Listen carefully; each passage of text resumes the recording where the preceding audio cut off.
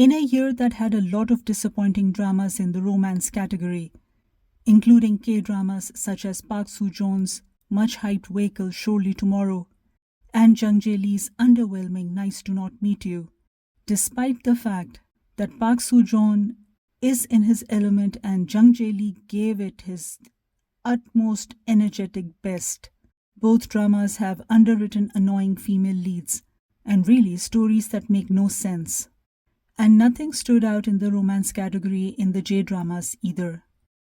However, Summer Rose is a cool, sober, sexy, intelligently handled drama on insecurities. It stars Liu Xiaozhu and Gu Yushin. It's an original story adapted from the web novel Shenqing Yu Yin, written by Now Song-mei. Shenqing Yu Yin web novel and webtoon is available online only in the Chinese language. The webtoon looks interesting, at least the artwork does.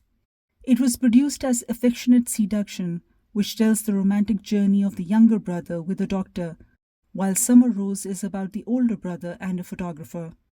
Now, I don't know whether Song-mei wrote a web novel about the other brother, about his adventures in romance, so I believe it's an original story that has been created as an add-on to Affectionate Seduction. I did not watch Affectionate Seduction because the story looked a bit ordinary and run-of-the-mill to me. However, I really liked Summer Rose. It's a Chinese vertical short drama. What does that mean? A vertical drama is meant to be seen on a cell phone through a mobile app. It's filmed vertically. That's why it's called a vertical drama. And even though it has 82 episodes, each episode is 2 minutes long. Hence the term short drama.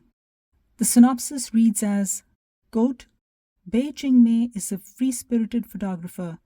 Zhu Sheng'an is an emotionless CEO. She longs for freedom and is afraid of love.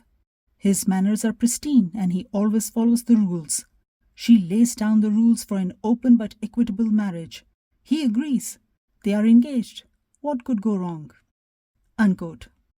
That's the synopsis.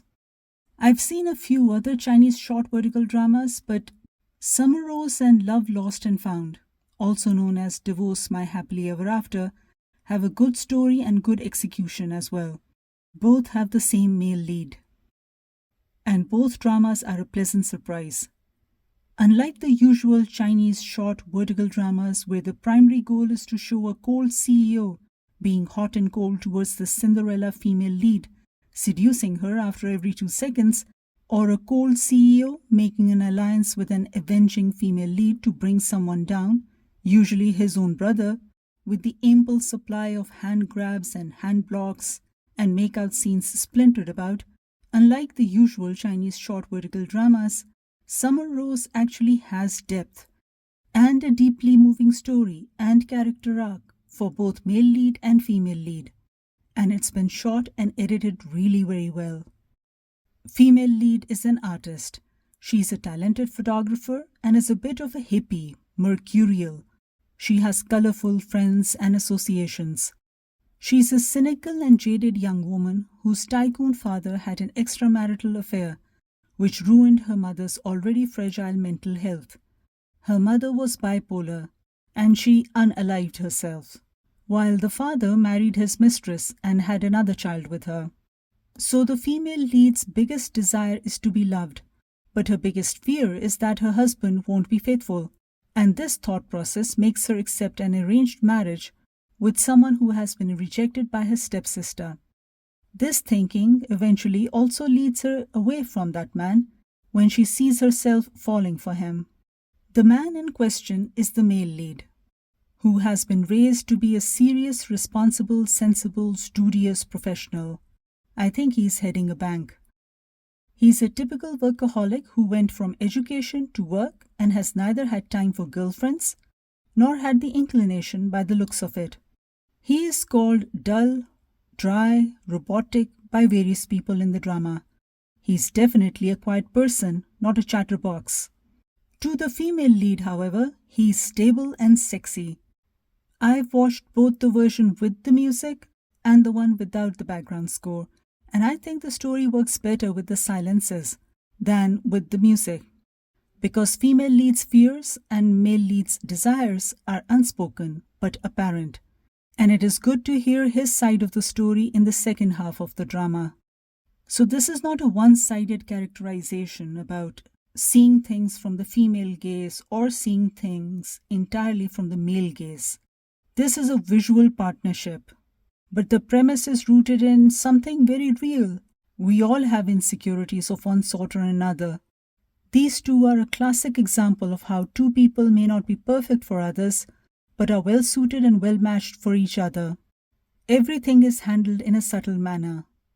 Female lead's insecurities and assumptions, the male lead's seeing female lead having a life around him and beyond him in her travels abroad for work, her accomplishments, his realization that he is not seeking the female lead out of duty or an arrangement between their families, but because he likes her, her high opinion and regard for him, his passionate steadfastness towards her, and their final heart-to-heart communication about expectations from love and marriage, etc., are all handled in a subtle manner. There is a logic to each and every step and each and every twist and turn in the moods and the feelings and the actions of the two protagonists. The entire cast is fine and well placed, but the leads are excellent. I've seen a few other dramas of the female lead and she's a naturally beautiful girl, but she's picturized exceptionally well here. Moreover, she shines in this role and proves she can act. The male lead is a brilliant actor who can actually emote and has a face that actually moves. There are no obvious fillers or cosmetic work like on the other male leads. This drama has been a huge hit. So all in all, it's a nice cozy way to spend an evening. Highly recommended.